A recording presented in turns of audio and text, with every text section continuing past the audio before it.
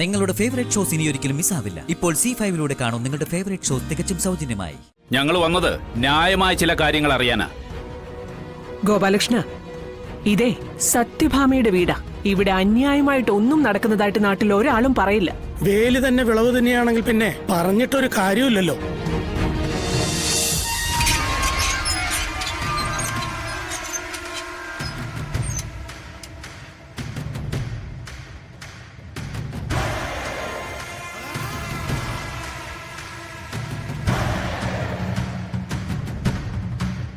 ഗോപാലകൃഷ്ണ, എടുത്തു ചാടിയൊന്നും പറയരുത്. രണ്ട് പെൺകുട്ടികളുടെ ജീവിതം ഈ നാവൊന്നു പിഴച്ചാ പോകുന്നത്. പറയാതിരുന്നാലാ കുറുപ്പ് സാറേ ഒരു പെരുവഴിയിലാവാൻ പോകുന്നത്. ചോദിക്കാനും പറയാനും ആരുമില്ലാത്ത അവസ്ഥ ഞങ്ങളുടെ മക്കൾക്ക് വരരുത്.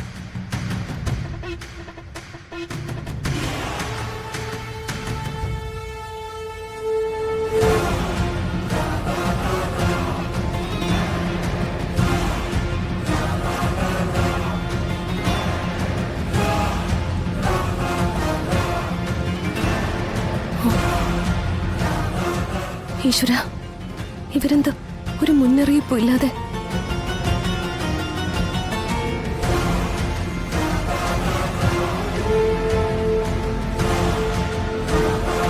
ഇനി മറ്റൊരു വഴി എന്താന്ന് വെച്ചാ, ശാരദാമ്മയൊക്കെ അല്ലേ വരുന്നത്?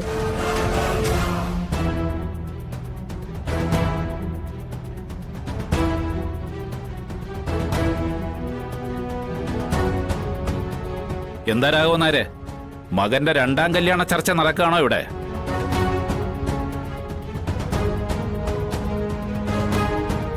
ഗോപാലകൃഷ്ണ, ഇങ്ങോട്ട് കയറി വാ, നമുക്കിവിടെ അകത്തിരുന്ന് സംസാരിക്കാം. ഇരിക്കാൻ വന്ന അല്ല രാഘവനാരെ. അല്ല, ഇനിയിപ്പൊ കയറി ഇരുന്നാ തന്നെ സത്യഭാമ എണീക്കാൻ പറഞ്ഞ അത് തടയാൻ പറ്റുമോ നിങ്ങക്ക്? അല്ല,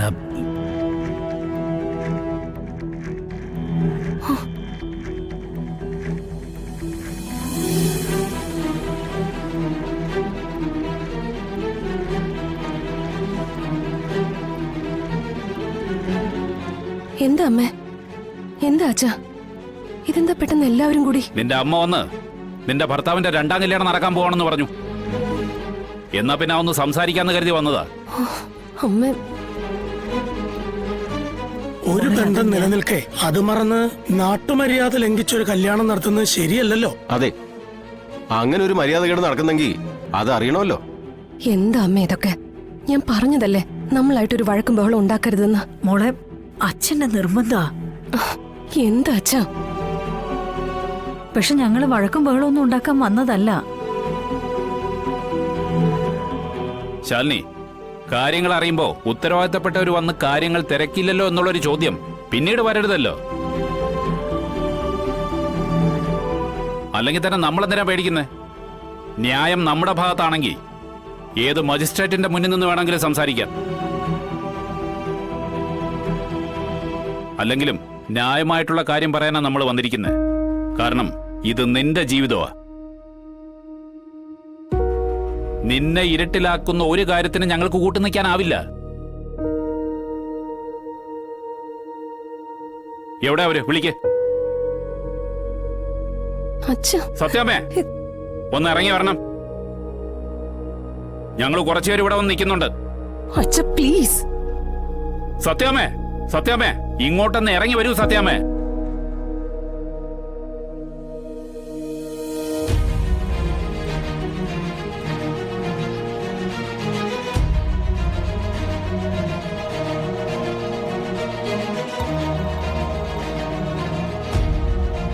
ഇതെന്താ എല്ലാവരും കൂടി? ഒരു മീറ്റിങ്ങിനുള്ള ആളുണ്ടല്ലോ.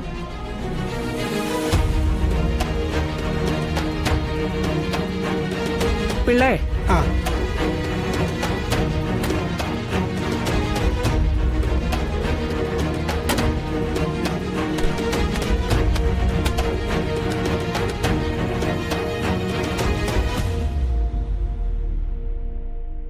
പറ, കേൾക്കട്ടെ, എന്താണ് അജണ്ട?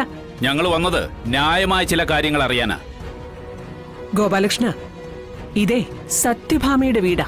ഇവിടെ അന്യായമായിട്ട് ഒന്നും നടക്കുന്നതായിട്ട് നാട്ടിൽ ഒരാളും പറയില്ല. വേലി തന്നെ വിളവ് തന്നെയാണെങ്കിൽ പിന്നെ പറഞ്ഞിട്ടൊരു കാര്യമില്ലല്ലോ. എടാ വാദിയാരെ, തത്തും പറച്ചിലൊക്കെ അങ്ങ് പള്ളിക്കൂടത്തിൽ പിള്ളേരുടെ അടുത്ത് മതി. സത്യഭാമയുടെ മുന്നിൽ വേണ്ട.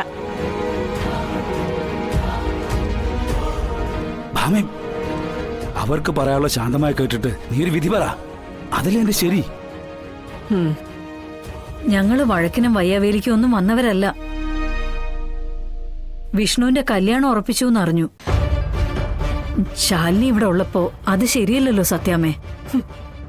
അതിനാണോ മുണ്ടും മുറുക്കി എടുത്ത് വന്നത്?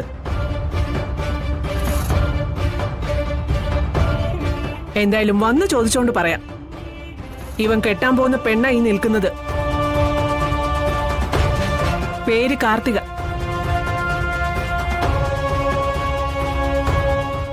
അതങ്ങനെ ശരിയാവും? ശാലിനിയല്ലേ വിഷ്ണുവിന്റെ ഭാര്യ? ഈ താലി ഇവളുടെ കഴുത്തി കിടക്കുന്നിടത്തോളം കാലം ഇവനെങ്ങനെ മറ്റൊരു വിവാഹം കഴിക്കുന്നേ? ശാലിനിക്ക് വിഷ്ണുവിന്റെ ഭാര്യയായി ജീവിക്കാൻ കഴിയാത്തതുകൊണ്ടാ ഇവന് കാർത്തികയെ വിവാഹം കഴിക്കേണ്ടതായിട്ട് വന്നത്. ഇവൻ കെട്ടിയ താലിയാ ഇവളുടെ കഴുത്തിലും കിടക്കുന്നത്. കാർത്തികയെ വിവാഹം ചെയ്തു എന്ന് പറയേണ്ടത് വിഷ്ണുവേട്ടനാ. വിഷ്ണുവേട്ടൻ പറയട്ടെ യഥാർത്ഥ സത്യം എന്താണെന്ന്.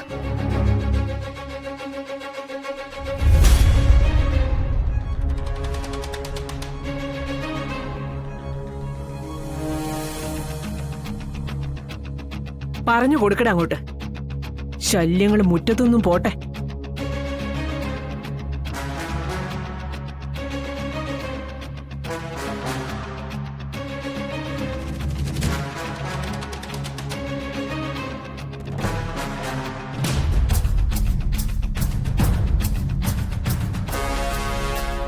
വിഷ്ണുവേട്ടാ പറയേ, എന്താ നടന്നെന്ന് വെച്ച പറയേ. സത്യങ്ങൾ ഇനിയെങ്കിലും എല്ലാവരും ഒന്ന് അറിയട്ടെ.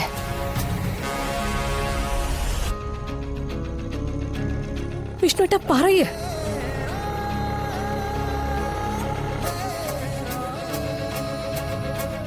നോക്ക്, ഇതുപോലൊരു സാഹചര്യം ഇനി നമുക്ക് കിട്ടിയെന്ന് വരില്ല. ഒന്ന് പറ വിഷ്ണുവേട്ടാ, എന്താ സംഭവിച്ചേ?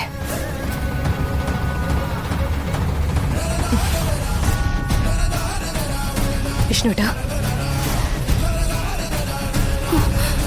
അല്ല, പറയേണ്ടത് ഞാൻ പറഞ്ഞാ മതിയോ?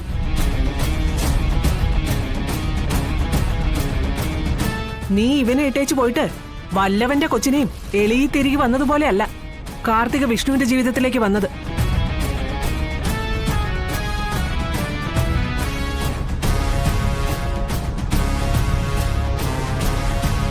ഇവൻ അവളെ ഇഷ്ടപ്പെട്ട് ജീവിതത്തിലേക്ക് കൂട്ടിയതാ. അവളെ തള്ളിപ്പറയാൻ അതുകൊണ്ട് തന്നെ ഇവനാവില്ല. ഡൗൺലോഡ് ചെയ്യൂ C5 ആപ്പ്. കാണൂ എല്ലാ എപ്പിസോഡുകളും സൗജന്യമായി.